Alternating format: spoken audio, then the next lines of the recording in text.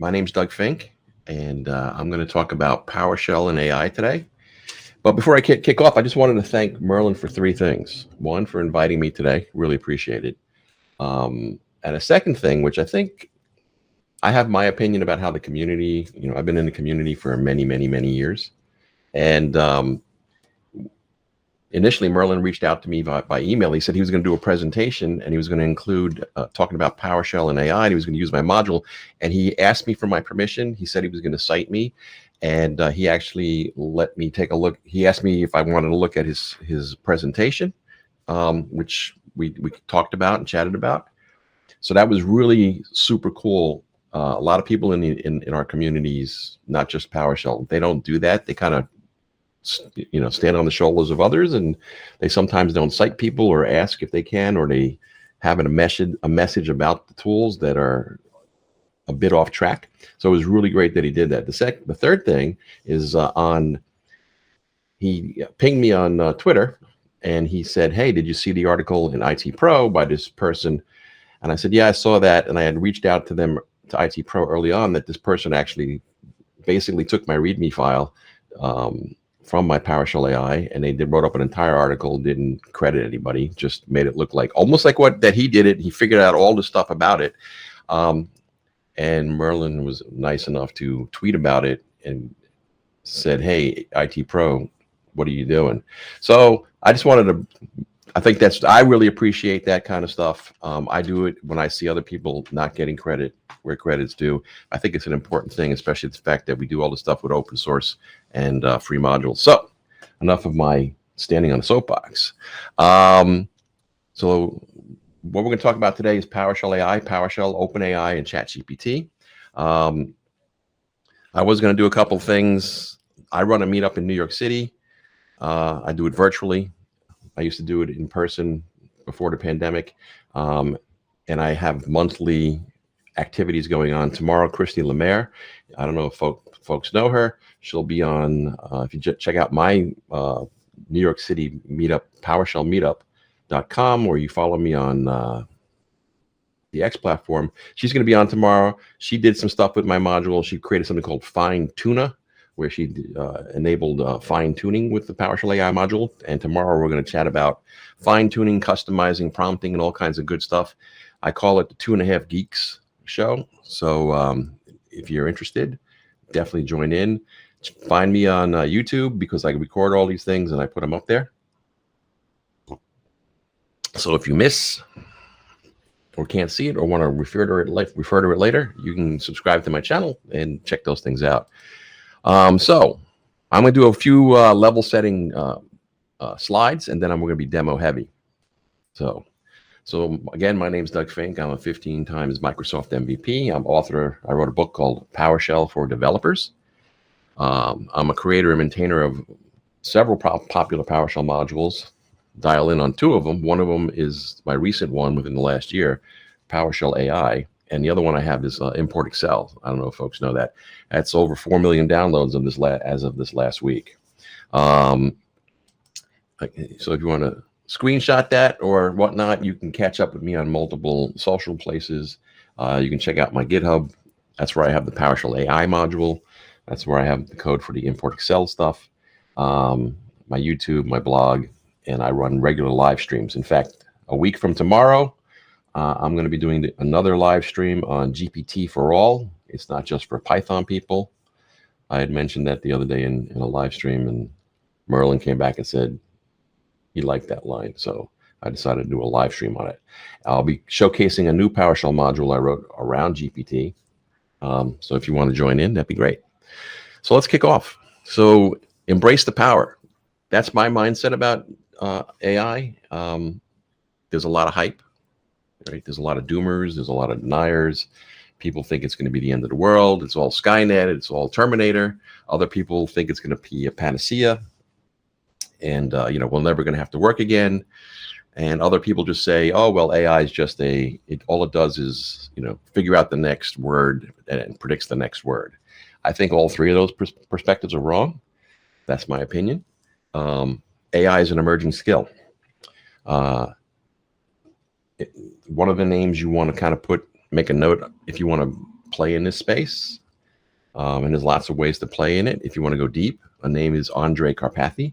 He was initially Elon Musk hired. No, he was one of the co-founders of the OpenAI dev team to start building OpenAI a number of years ago, and then he left and he went to work for Elon Musk at Tesla to help with the FSD piece. And then earlier this year, he went back to OpenAI and helped deliver GPT-4. And one of his brilliant guy, check out his YouTube channels. He really makes this stuff approachable if you don't want to know the mathematics and all the technology behind it. I think he makes it very approachable. And he made a comment, he tweeted that the hottest new programming language is English. Right, we know, and that's very strange. And, you also hear things like, the model hallucinates and it does all kinds of stuff. And Merlin, in his introduction that he put up about this thing, he said, I don't know where he said it, I'll wear my shirt. And I don't know if you can see that or if it's backwards. I hallucinate more than ChatGPT. So, you can hear things in the media, you can hear things on socials, oh my God, this thing just lies to you, it's hallucinating. Humans do the same thing. And basically, AI has learned from all written aspects of human existence. So yeah, it's learned to do stuff. And it's that hallucination that's both good and bad, right? It's not like programming. It's not like saying $X equals 1, $X plus, and then printing $X and you get a 2. It's not like that. And there are ways to keep the hallucinations down, and we need to learn new tools, and we need to learn about prompting and all that kind of good stuff. But it's absolutely an emerging skill and a tool you need to put in your toolbox. And I like to bring attention to the bottom piece. AI is not going to replace you. A person using AI will. So if I know how to use AI to generate code and generate documentation and generate unit tests, which we'll see some of that today, I'm going to get my job done much more quickly and more effectively. So ChatGPT, OpenAI, prompts, that's the big stuff, prompt engineering, right? So for the last year or so, more than that, people have been talking about prompting. Some people think it's the next thing since sliced bread. Other people go, oh, it's a passing phase. I tend to believe it's a cornerstone and a pillar of the AI world. A prompt is the text statement that is given to the model to generate a response or output, and we'll take a look at that. Your prompt is essentially how you program the model. If you provide minimum effort prompts, and we'll show you one, you get low quality results. So put another way, if you ask simple questions, you get simple answers. So let's take a look. I'm going to bring up ChatGPT on the web. Okay, so this is ChatGPT. I pay $20 a month for this. I have for the last year. Best $20 I've ever spent. I've watched it go through iterations. Too many to talk about. But what's interesting is watching the evolution helps me make better decisions on how I prompt. So now if I want to do a minimal effort prompt, down here on the bottom, I can type something like, how do I learn PowerShell? Right now, remember, AI has read everything on the planet for the last. Is that big enough? Should I make it bigger? We're good. Okay. So, how do I learn PowerShell? And okay, so that's pretty. PowerShell syntax, set up an environment, learn through tutorials, practice writing scripts. That's pretty generic. I can tell you this much. I've been working with ChatGPT. All right, network error. So this is one of the things working with the beta stuff, or not beta, there still is considered a research process, these pieces, because this is brand new stuff. And sometimes you're going to get errors. So if you don't like errors, this is not a place for you, but not to worry. So anyway, so I did a minimal prompt, got a bunch of stuff back. I'm going to refresh this and do another one and say, let's get more specific. Name 5 books to learn PowerShell. So now I'm getting a little more specific, and let's see what it recommends. Learn PowerShell in a Month of Lunches, Jeff Hicks and Don Jones. In Depth by Don Jones and Jeffrey Hicks. Lee Holmes used to be on the PowerShell team. Workflow Made Easy. Mastering PowerShell by Chris Dent. So another thing to note is that these AI models have been upgraded over the they upgrade them regularly. So this information may change, right? My book is not in here. Bruce Payette's book is not in here, but it starts to give you specifics, and you can ask things like, "How about now?" So the other thing that's cool is that I'm in a conversation. This is not like a Google search. It's not like you write one thing and off it goes and you're done. I can ask about, how about, let's see, Bruce. I'm going to be really minimal. See where we go. So it already knew that. So from the context, by us having a conversation, it knows from the context that Bruce is Bruce Payette, and it also starts to show his books. So if you know how to prompt, and if you start to begin to understand that you're having a conversation with this model, it helps you get better responses and helps you drive certain kinds of ideas. I'll just note that I use this pretty much every day, multiple times a day. I do brainstorming with it and whatnot, and I use several different formats. But let's go back. So that's a little bit of how you deal with prompts. So how to learn PowerShell versus list 5 books to learn how to use PowerShell. Okay, much different. This is not about a Google search and then you click on links and then you drill down. We have to unlearn, because we've been conditioned to using Google for so many decades, that just because we see a text box on the bottom, we can just like type in a couple things, get a bunch of links, and click our way through to a solution. You can actually have conversations. And it doesn't have to be just about tech. I don't talk just about tech. I talk about lots of things. AI is a force multiplier for any job. And there are lots of folks that over the last year have been banning AI. They ban them in companies because they're afraid they're going to get leaked secrets to the internet. Schools are banning it because they're afraid that people, the students are going to be cheating, and then rather than doing their work, they're going to just, use this, or they're going to use something like, to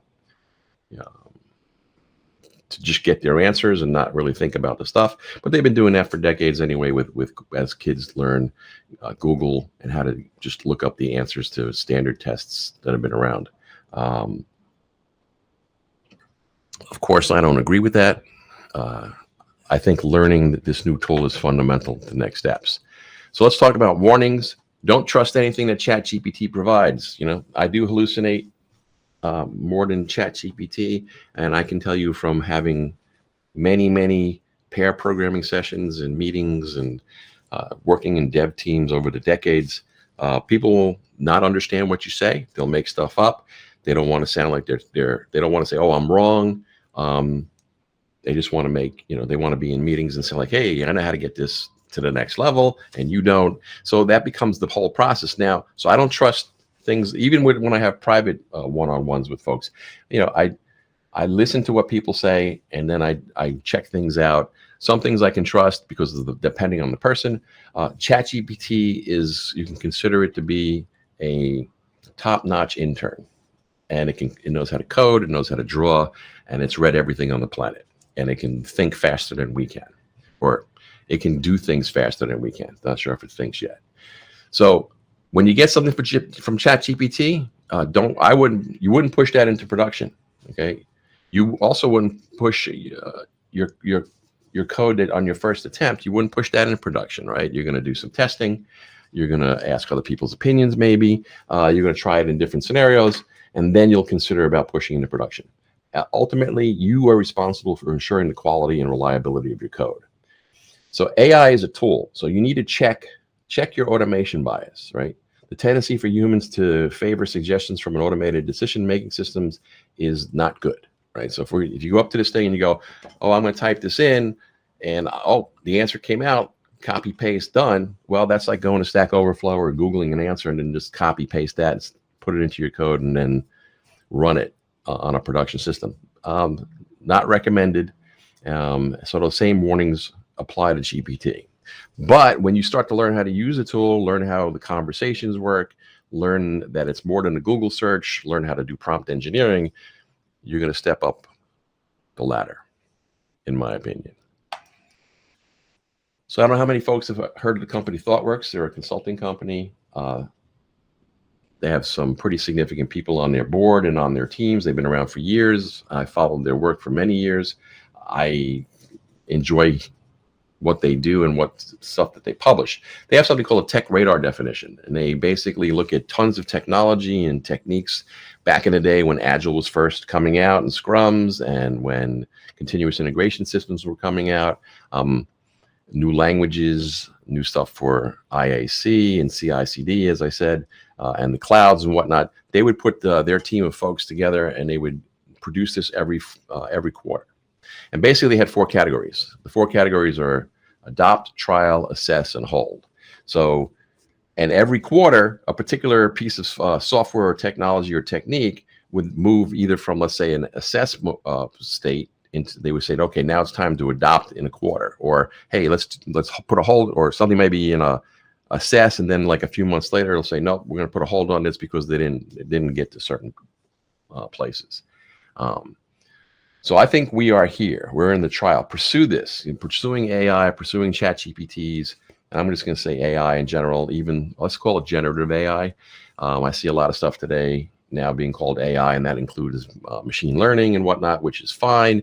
But that's one type of AI. Generative AI is a whole different level. Some say better or worse. I think it's better. So generative AI, we need to trial it. It's important to understand how to build up this capability. I just tweeted this morning, or posted on X, that ChatGPT had a birthday at the end of November. Turned one. So imagine where we're going to be when it turns 2. The stuff is unbelievably fast. AI should be at the point where I think some of it AI is training AI. So who knows where this is going to go. So we need to trial it. We need to get our heads around it. We need to be practicing. So many disciplines are banning the use of AI. I mentioned that. Others are seeing that people need to be taught and learn how to use this new tool. Wharton Business School have been coming out with papers. Ethan Malik is one of the key people there. He talks about how he's helping professors and teachers of all different levels, how they can help incorporate AI into their lesson plans, how to change their lesson plans, how to let folks do homework, but then have a different kind of experience in the classroom where you're, how to figuring out if students are actually learning this stuff. But students need to learn how to work with this. This is not going away. It's going to consistently change, and there's going to be new techniques needed to take advantage. So just as a timeline, which I think is interesting, and this is I don't have a date on this, but this was it's funny. This is a presentation I started doing at the beginning of this year, and I was going over it over the last week, and I was like, wow, lots of things have changed. I was presenting this stuff, and I decided to do it like every 3 weeks. I would have a live stream and talk about the updates.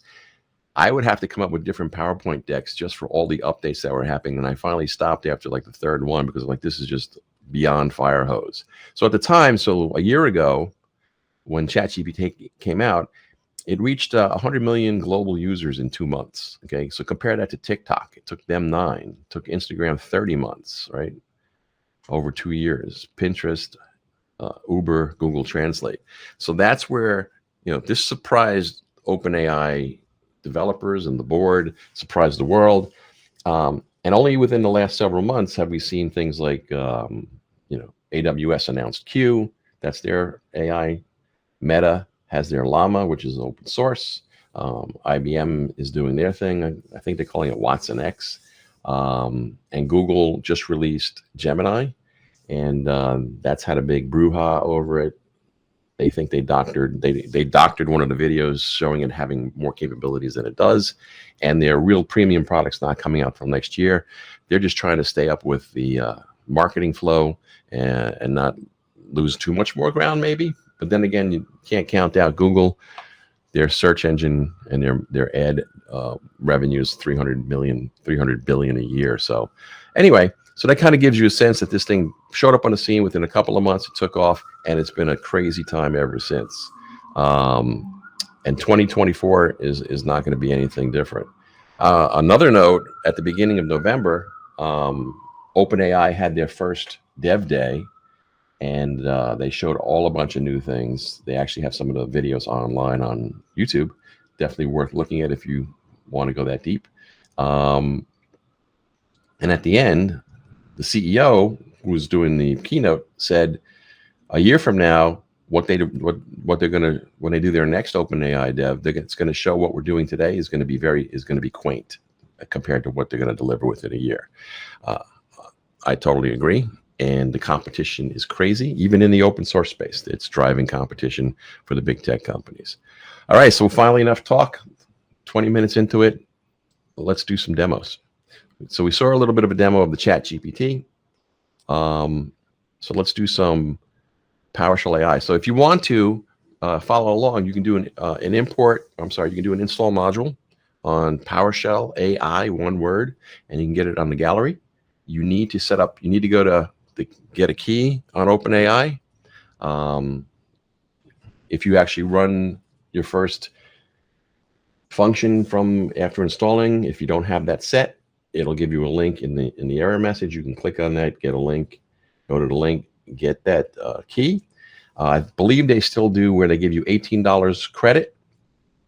And if you don't use it in 3 months, it expires, and then you put a credit card in, and you can govern that any which way you'd like. You can say, I want to do a maximum of $5, this, that. Don't get scared about the costs. Doing the basic queries that you see me today, I think this demo will cost me maybe not even $1. We're not going to go into how tokens work. It's not like words. Usually what you send up to the model is less than the words that the cost basis is less than the words you send up. Again, you got to be in it to win it. So do that. You can easily cancel at any time. So if you want to play along, install the module, get a key, set it in the environment for now. There's ways in the module that you can set it up in a vault, and you can read about that, and you can play along. So OpenAI and PowerShell. So the first thing I'm going to do is I'm going to power up and drag the terminal over to the right. And I'm going to just set up a PowerShell. So I'll set up a variable, an array, Python, Rust, Go, and PowerShell. And then do I need to make this bigger? We're good? We're good. So I'm just going to take those languages, and then for each, what I'm going to do, I just write to the user, write a hello world program in $_. $_ is going to be Python, Rust, Go, or PowerShell. And here's the first. I have something called GPT as a function, and I'm going to write a hello world program in $_. So that is your prompt, and that is your gateway from the command line or your scripts into GPT. So you can see, I'm going to run that again. I didn't think it was going to be that fast today. Thank you, OpenAI. So you see it says thinking, so that means it's up and talking to the model, and it's just passing in a string. Write a program in Python, and there's Python hello world. There's a Rust hello world. There's a Go hello world, and there's a PowerShell hello world. And I can tell you that all of those work. Okay, so what's funny is the API didn't really come out till the first Microsoft build of last year, or this, yeah, 2 years ago. And this was really weird to play with because it was not as, it was like GTP3. We're now at GTP4. So it would get kind of wacky results. You couldn't do a single line like write a hello world program. You had to cajole it and really improve your prompting technique. It was even before prompt engineering was a big word in the industry. So now these are cute little demos, but hopefully the idea is that I'm planting seeds for you, like how to use this, how to think about it, poke your imagination. The more imaginative you can get, the better. So let's do a little more imagining. So now for some SQL stuff. Now, right, so I'm going to write this string in $P, right? And the string says, for SQL, create a customer table with the following columns, right? That's all I'm going to tell the model. Just, go for it. I'm going to pass it up to GPT. Paste that in. Let's see what it does.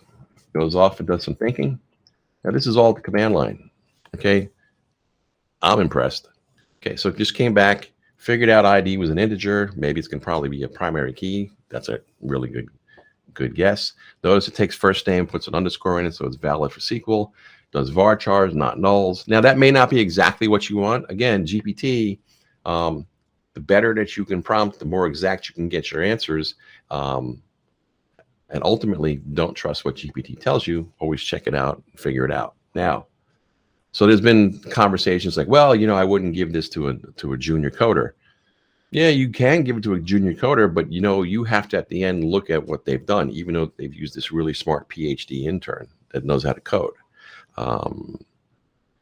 They're not going to, I can look at a SQL statement and I can guess from about a bunch of it that what syntax is correct. So this is really good if you're seasoned.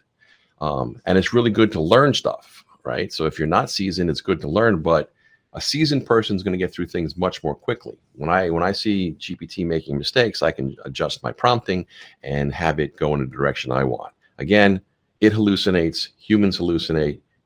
You get errors when you talk to another person, and so on. So, and if you have any questions, feel free to, ask them while I'm doing the presentation.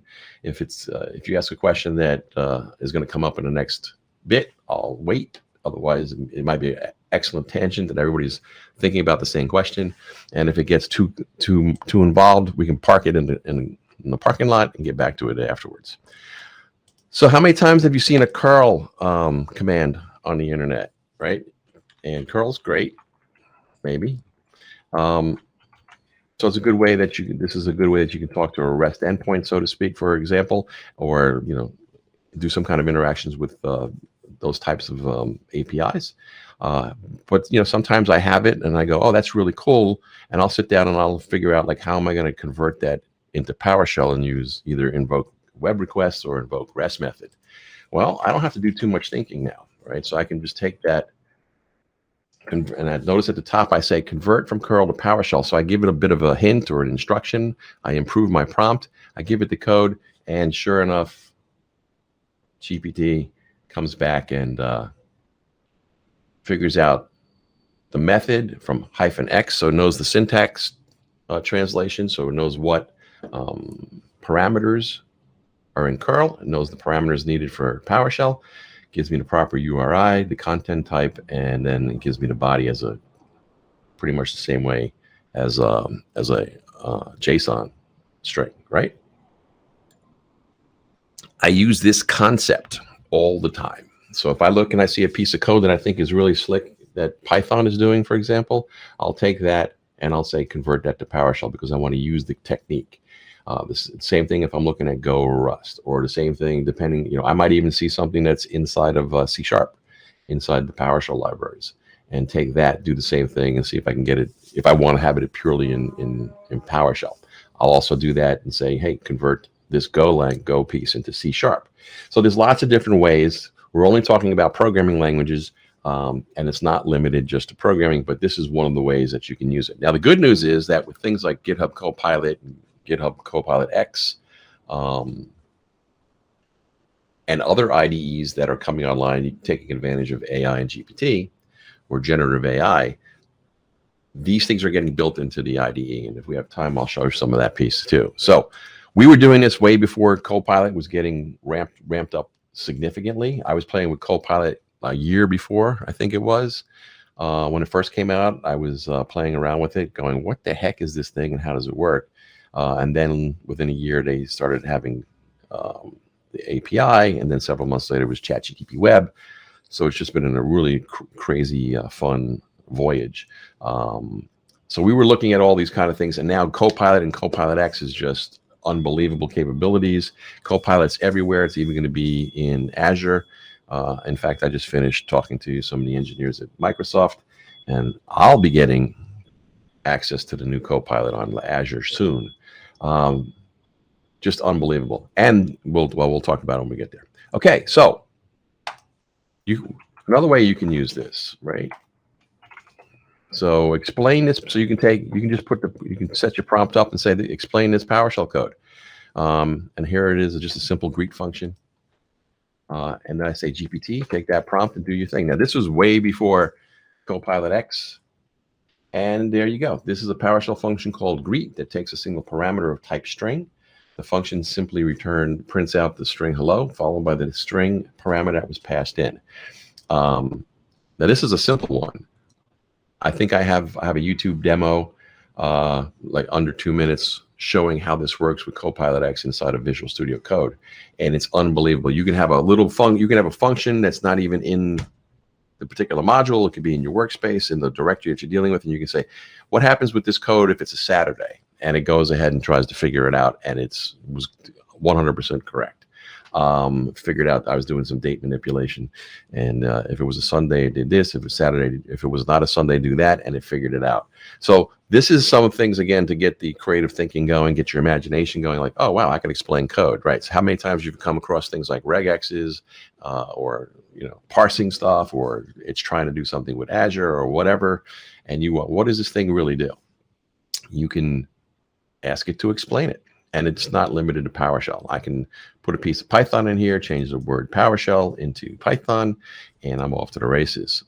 So speaking of regexes, so you can, again, using GPT, right, integrating generative AI at the command line, write a regex matching a URL. Now, I'll be happy. Remember, AI is not going to replace you. Someone who knows how to use AI will. So I know how to use these things, or I've sat down, or I've woken up at 3 o'clock in the morning and I go, oh, wow, I wonder if GPT can do this. And I'll just try it out. So I've experimented over the last couple of years of like, oh, wow, try this, try that. It's better at this. It's not better at that. Oh, if I take my prompt and tweak it this way, I can get better results or different results. I can sit here and knock out a bunch of regexes pretty quick. Now, also note that the GPT function that I have, it works on this is not a conversation that you're having. This is just a one-off text in, text out type thing, which is perfectly fine. It's the least expensive model. This costs like 0.0003 cents or something of that nature. You can go to the pricing page on OpenAI and check that out. I can sit here and knock out regexes pretty close to anything. And if the regex isn't what I like, if it makes mistakes, it could get me 60, 70, 80, 95% there. And then I can tweak it how I want it. Again, this is not, a fire and forget. This is stuff that you can actually take and tweak. If this came up with the wrong answer, I could copy paste this back into a string and say, hey, this doesn't do A, B, C, and then have GPT see what GPT says. The more capable models, like this is GPT 3.5 that's backing the GPT function. If you go to 4.0, you get much better results. It's a little slower, but it's far more accurate. So just to see, this is not just for coding. You can do list of 10 science fiction books. Maybe you don't like those, don't know, but this is what, after reading the internet and all the human text on the planet, this is what GPT comes up with as a list. I didn't ask for the best. I didn't ask for subjective things. Just come up with a list. So now the next thing I'm going to show you is deductive reasoning, which is one of the things that is really great. In fact, Satya Nadella, CEO of Microsoft, says that it's all about this becoming a reasoning engine that they're going to plug into every tool. And at the Ignite conference last month, it's been a month now. Yep. So they announced 100 new products or attachments of Copilot to all of Microsoft stuff in M365, Azure, so on and so forth. So it's all about it being a reasoning engine. So let's read this, right? And then I'll time you folks, see who's faster. So this is just in the hockey game. Mitchell scored more points than William, but fewer points than Austin. So the two questions are, who scored the most points? Who scored the fewest points? Ready, set, go. And it's often thinking, and there you go. Austin scored the most points, and William scored the fewest points. So if you look at that sentence is a bit tough. So Mitchell scored more than William, but fewer than Austin, right? So Mitchell scored less than Austin, so we know that William did, and we know that If that's the case, then we deduce that William scored the fewest, and within seconds, GPT solved the problem. Notice the commented out line called let's take this step by step. If you want to go as far, and I suggest you do, it's a bit more chewy, but if you go into the research papers on the archives where Microsoft and all the big and the Meta and AWS publish papers on a regular basis, and I mean that as like they could be 2-3 papers a week. But if you get a sense, just gotta let that wash over you. Saying something in your prompt like let's think step by step gives the model a time to think, right? So it will come to that phrase and say, oh, let me maybe check my answers. You can even add that. Make sure you check your answers. Things you wouldn't do in programming, but stuff you will do in prompt engineering. Now, prompt engineering is getting much, much better, where you can give it even less you could say even less to get very excellent results. But these are some of the things, these are the tips and tricks of prompt engineering. They even went as far as saying somewhere, not only you say let's think step by step, but also to do things like take a deep breath and go step by step. And this is something that indicates to the model, oh, okay, let's figure that out. So for those of you who know me or don't, I like Excel. So here we have, if I'm just going to say GPT, if a cell A1 is less than 10, show yes. If not, show no. Right? That's a really minimal effort prompt. And how did it know I was talking about Excel? And then how did it know to give me a formula? I didn't ask. I didn't even give an indication or a hint. But that is correct. That's how you would do it inside of Excel. And then the reverse process is correct. You can then you can say explain. So somebody sends something to you and says, hey, what does that do? And GPT says, okay, this formula checks the value in cell A1, returns yes if the value is less than 10, and no if the value is greater than or equal to 10. So over the last year or so, I've actually, when people post questions on my Excel repo, they'll ask these kinds of formula questions, which I don't, that's not really in my domain to answer, in the sense that, I just provide the integration. I don't provide Excel tutoring, but I have fun and I take their questions and I drop them into GPT, and then I take the responses and I post them. And I learn, they learn, and then I say, hey, try this GPT module and you can do this on your own. So here's one that's cool. Remember we said, let's go step by step. So here's something you wouldn't really think about. You wouldn't use inside of a Google search. So I'm going to ask it to list the top 5 vegetables and terms as a markdown table. So now I'm going to say it as a markdown table. It might take it's really quick today. I'm very impressed. Usually doing these demos on this thing, they're always doing upgrades, whatnot. But anyway, so it gave me the top 5 vegetables based on what? I have no clue. And then terms, whatever that means. So we figured out, okay, a potato is a tuber, so on and so forth. And as a markdown table, that's really cool and powerful. So you can ask for lists of stuff, and then you can say, once you're happy with it, you can add it as a markdown table or as a table, and it will actually then do that. So what I did was I wrote something called convert. See if we can make this a little smaller for the moment. Convert from GPT markdown table. So it goes up, talks, gets the stuff, gets the markdown, and then I convert it into PowerShell, right? Into an array of objects with properties. So $R, do that again, and then I can do something like, sort vegetable. Let's see if I get that right. Okay, so now I've gone to GPT, asked the question, told it to come back on a markdown table, and I have a way to convert it into PowerShell. This begins to open up all kinds of scenarios. People are doing this in Python. They're doing it in Rust. They're doing it in Go.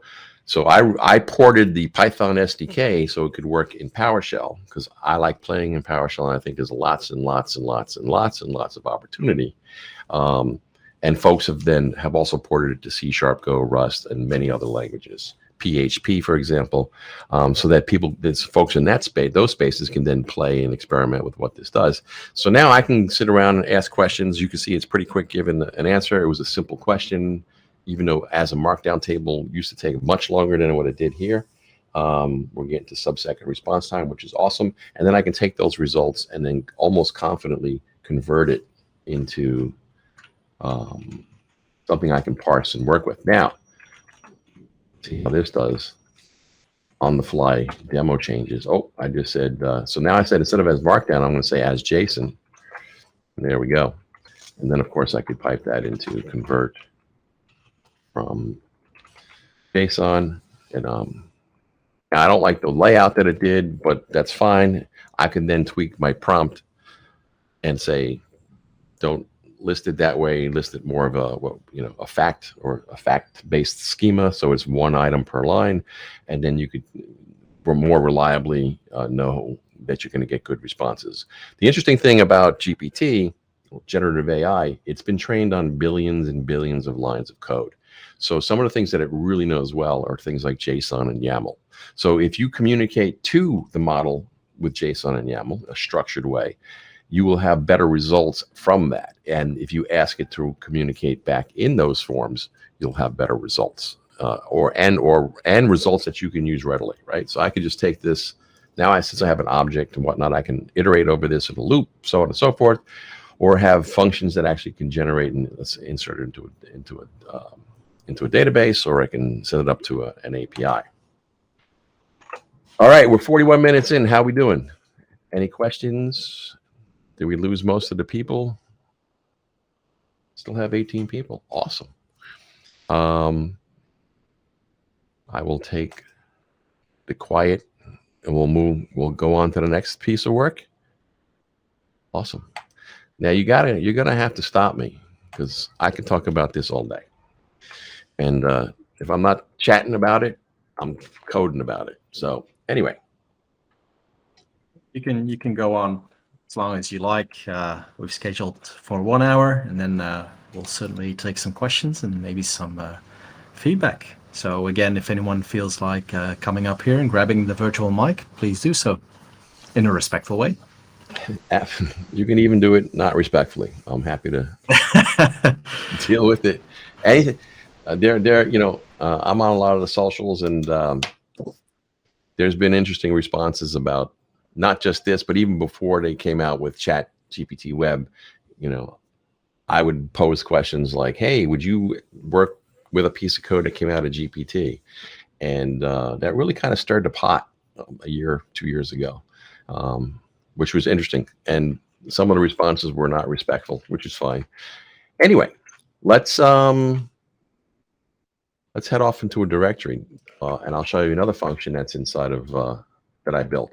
I built these as separate functions because I was experimenting, and I do believe that these things could be combined into a single type solution. And I'm glad I did not combine them because of the November 7th announcements. I think it was November 7th from OpenAI, from their dev day. They have revved up their SDK, and a lot of stuff changed. Now, people go, "Oh my God, if the stuff's changing, I can't get involved." So let me put out this point. We need to pay the innovation tax, which means as this stuff is built. So we went from, using OpenAI models, and then having a REST API that we could use publicly. And then also ChatGPT Web came out, and now all these other new tools and new user experiences over it. We have to pay the innovation tax. Now you can sit back and wait. I'm not sure, like, if you can wait a year and then drop into this and catch up. I'm not positive I don't know about that yet. But I'm happy to pay the innovation tax.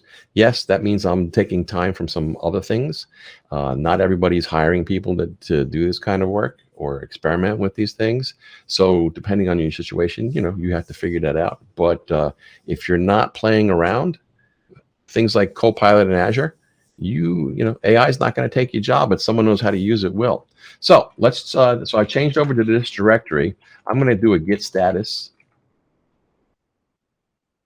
Right, so there's a standard git status, and I wrote something called AI as a function. and we'll take that. So what I can do is I'm going to take the actual text from the get status and pipe it into AI, and then that stuff in the string there is my prompt, and my prompt is saying, let's get this over here. Write me a detailed commit message for these changes. So it took that text from, and it wrote me a commit message. Okay. I love that stuff. And I did this. This was like the first thing I wrote. I think I wrote this like in 2022. And now it's really cool. So I'm inside of Visual Studio Code. And if you notice up here, there's a little twinkly star, right? And it says generate the commit message. So now part of the new GitHub Copilot is, so like I have this checked out when there's a change, and I don't think it's going to get it right because it's on a PPTX. Let's just click it. So it's, okay, so now I have a bunch of other things in there. So sometimes, again, it's GPT, right? So you can't trust it. But if I had a simple change to a file, this will actually generate a commit message, which is quite extraordinary. Now, don't sit there and try and check in 20 changes across 15 files. So my new workflow is I make some changes, I kind of think it out, and I make simple changes as I go along, and then I just check it in, and I just hit that little twinkly star, and it generates all my messages, and it's one less cognitive load that I have to think about writing a message. And if you want, you can take a look at the AI code, how it works, and then you can either change it for what you want it to do, or if you have ideas about how you want to apply this conceptualization to other stuff. So another function I wrote was called Copilot. What do we have in here? So I have something called Copilot, and what that was intended to do, so use PowerShell, list PowerPoint files in this directory. And I'm going to change the PowerPoint because I don't have any of them. So I'm going to say Markdown. So I'll send that off to GPT, and it does a few things. So we're going to get to a better example. But notice it created get child item -filter *MD, right? So Copilot, now you can see its syntax highlighted. So when I get the response back from GPT, I do some syntax highlighting, and then I give you some options. You can just yes to run it, E explain it, you can copy it to the clipboard, or you can send it directly into VS Code, or you can quit. So let's see if I type E, press enter. So this is along the lines before where you can say explain this. So that's basically what I'm doing. I'm redoing the prompt, saying explain this particular piece of code, and then submitting it again for you. Get child item is the PowerShell commandlet used to retrieve a list of items, blah, blah, blah. So I can actually sit here and run this with a Y, and it shows me. So now at the command line, I have a way to save safely, or I have a way that you can actually interact with GPT to get PowerShell code, for example. And you can inspect it, and then you can actually choose to run it, explain it, or whatever. This, now I'm not going to say that they took my stuff. I do not believe they did. These were lots of ideas. I hit on this idea to build. Then a lot of people were talking about doing this with different languages in different command lines. And this is now part of Copilot. You can do exactly this. You can say at the terminal, I want to do X, Y, Z. It takes the context of what the terminal you're in. Let's try it again, right? So whether or not I'm in PowerShell, but if I had a Bash or a Z shell, it would take that as the context. So when it asked the question to the model, it would say, it would plug in what shell I'm in, and then it comes back with these answers. My Copilot is tuned for PowerShell, even though I use the word PowerShell, it typically is tuned that way. So that's some of the things you can do. I don't know where I had a couple other examples, but I was moving stuff around. Nope, don't want to do that yet. Maybe this. Oh, cool. Reset everything. Why not? Yeah, so that's what Copilot does. And if you get really a lot of a big responsive code back, it's nice that you can see it in the syntax highlighting, and you're off to the races. So let's move away just really quick, just to poke the imagination. Oops. You can do GPT translate hello Spanish, French, and Korean. So it's not only a programming language transpiler, it's a spoken language translator. Okay. If you want, right, sometimes I'm like, well, how would I calculate total sales by month? Now, I may not use that or whatnot, but I don't have to sit here and rack my brain, look things up, so on and so forth. And what's cool is I'm saying SQL, but I could hone that particular prompt to say I want a SQLite format, I want it in Postgres format, and I can get much more complicated. We'll do one more because this is responding quite nicely. Calculate total signups in the last 30 days. So I'll leave that for folks if you want to fact check it, whatnot. But again, so I've gone from translating programming, show me some programs, translate languages, spoken languages, do some SQL. Let's look at vegetables in a markdown table. This thing is a tool that you want in your toolbox. So just to show the AI piece, the concepts that I was working on, still am. So I'm going to do AI list planets, only names in JSON, right? So go off and find the planets and just give me the names in the JSON format. And then I want to take that JSON format and I'm going to pipe it back into AI and say convert to XML. This always has a hit and a miss. Okay, so sometimes it does that because it thinks it's in, but that's pretty much XML. And so depending on, maybe you wouldn't want to do this, but this is like having a conversation with. This is a one way to have a conversation with it.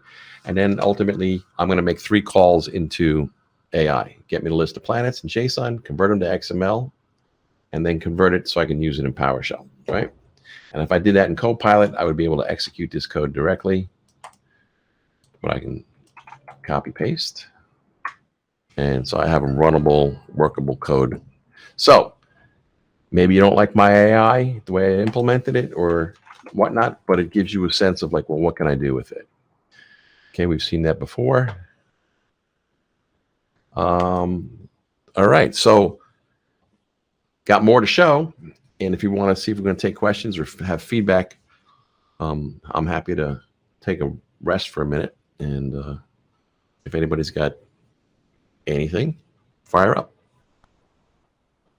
Yeah, absolutely. If you want to take a rest, Doug, that's more than fine. I realize plenty of people in this time zone will be having dinner either soon or maybe during this event. Merlin, you're a little choppy.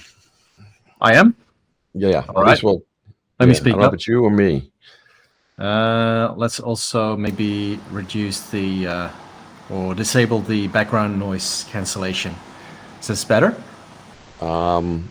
Kinda, not really. Oh, well, that's technology for you. I don't know what changed. It's at its best. So the gist of it is feel free to take a break. That goes for everyone, especially for you, Doug. And we'll be taking some questions. And if there's not too much going on, I suggest we meet up at the virtual bar, the virtual pub, and continue the conversation at around 7 p.m. That'll be 1 p.m. your time, I guess. So yeah, it's like 10 to 1. So Yeah. Do you want to do that? yeah, that's fine. Or I can show a couple of more things with things like Copilot inside of Visual Studio Code if anybody's interested or not interested. Yeah, maybe show of hands or maybe any other way of interactivity. Yeah, your microphone is your video is a little choppy as well as your audio. Oh, really? Yeah, still. Okay. Did I just see somebody's hand go up and go down? Somebody's testing out the hands up button, which is cool.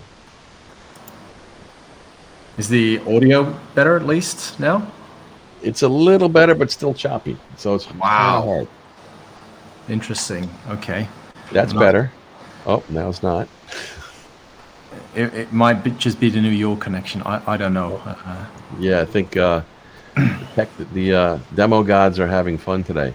So let me just do this, and then we can finish up and call it a day. And now again, what I'm showing you is I mean, ChatGPT has been out a year, and this is already considered the old stuff. Again, the innovation tax. And what was announced in November of this year is the new stuff, which I'm building a module to wrap all that good stuff. Same concepts, but a lot more capability and more to get your head around. I think it's good, but then again, it's not math and it's not computer science.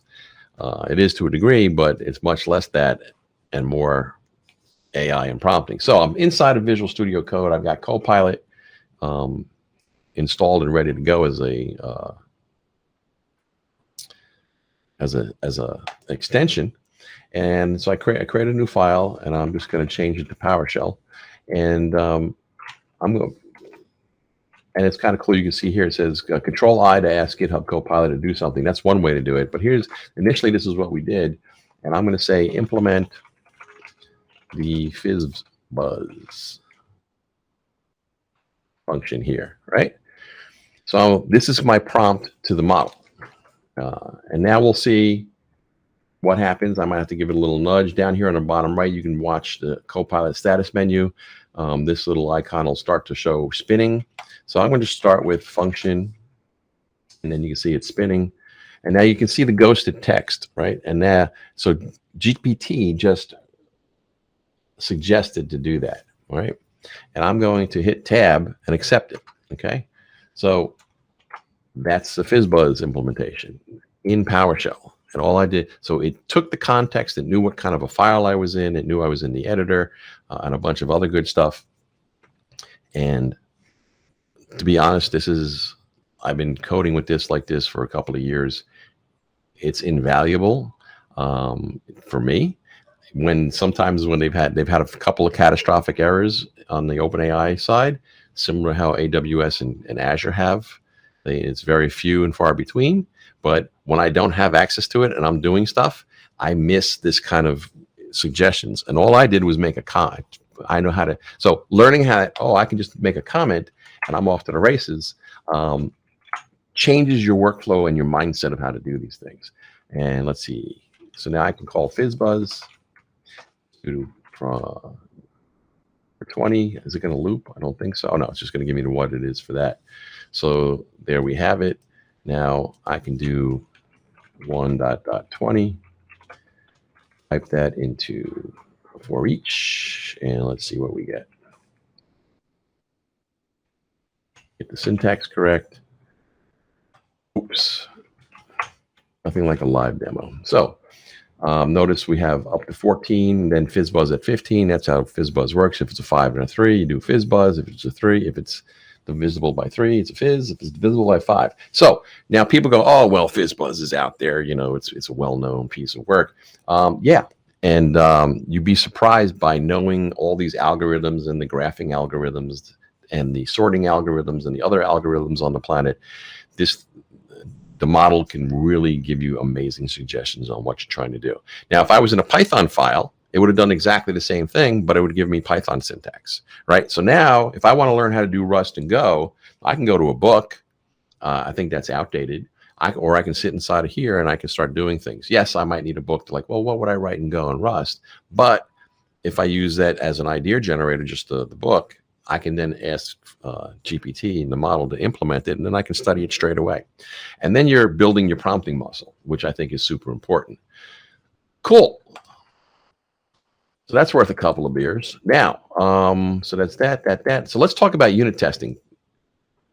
Now I'm showing you these things, and I've hit on these things accidentally over time. I would just start typing because I'm going to comment something, and all of a sudden it would start to, Copilot would start suggesting things, and I would sit here and I go, what in God's name is this thing doing? Is it reading my mind? And most of the time when I'm coding, I'm laughing a lot because this thing will suggest stuff. Sometimes they suggest stuff inside of PowerShell. I'm like, really? I could have done it that way? So, I've developed a number of habits. I've been working with PowerShell for way too many years, a couple of decades almost. And there's certain ways that I go about doing things. And one thing that the Copilot's really good about, it's good at kind of shaking the box, shaking the variables up, so to speak, not programming variables, but shakes up the box so that it's like, oh, I can look at it from this perspective. Maybe it's better, maybe it's different. So I find that invaluable as well for the creativity and whatnot. So let's, I've got the same PowerShell file open, and I'm going to say I want to create a unit test for get sales. Okay. And I'm going to kind of nudge it with a describe. And we've got the start of it, right? So when I run get sales, should return a list of sales. Great. And I'm going to get rid of the context and say return a list of sales. And I'm going to get rid of this.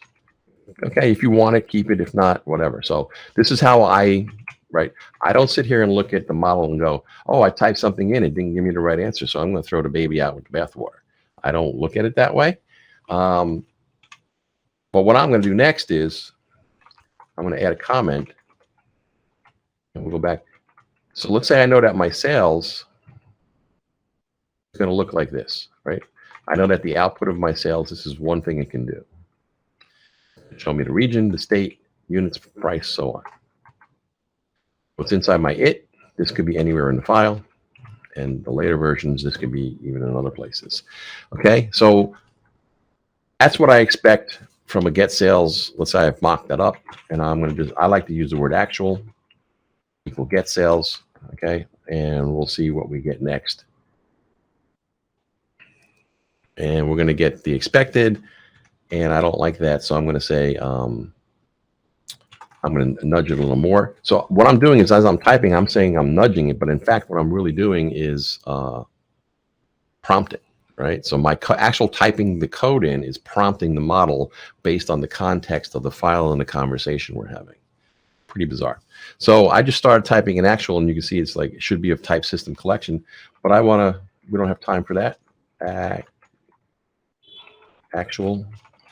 And I'm going to say, going to give it a subscript, and that's fine.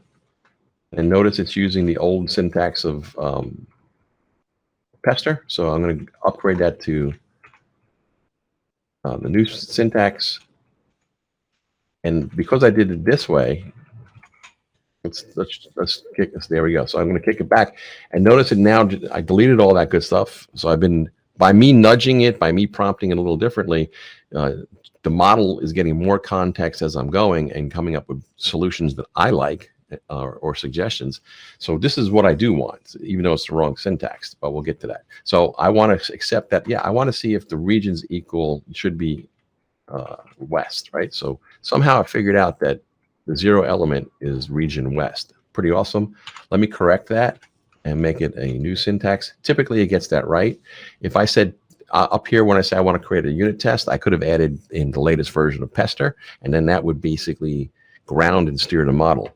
So I see 5 questions in the chat, but we'll get to that in a second. I don't know if that's actual.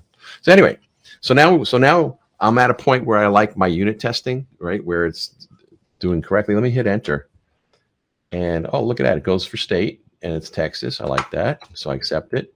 And oh, it goes units 927. I figured that out. And oh, it's got price correct. Now notice it used, from there on, it actually started to use the correct syntax for Pester. So that's learning from the context in the conversation that we're having. I haven't manually written a unit test in quite a long period of time. It doesn't always get it correct, as you saw. You know what I was doing. I had to make adjustments here and there, but once this starts to go, it's pretty amazing. Now let's this is not just a magic trick that's been in the can, so I'm going to go for one more. Let's say I'm going to accept it. So now it'll actually travel down, knows that somehow it knows that that example that I put up here, which I didn't even tell it was the example, it knows that that's the data that I'm checking against. So I don't want to go after number 1, the first element. I'm going to throw the curveball, and I'm going to say -1, right? So I want to go for the last element, And sure enough, it figures out that -1 is doing array slicing, and it picks out the last element. Delaware gets the units correct, and it gets the price correct. Let me see. So that's to me, that deserves a standing ovation. Now, the other thing that's interesting is as the latest version, as they rev this and come out with the new releases, and pretty much every day inside of the extensions, I get an update for the GitHub Copilot. As they're improving this, they're adding capabilities. We'll show one more in a second. Where was I going to go with that? This gets even better and better and better.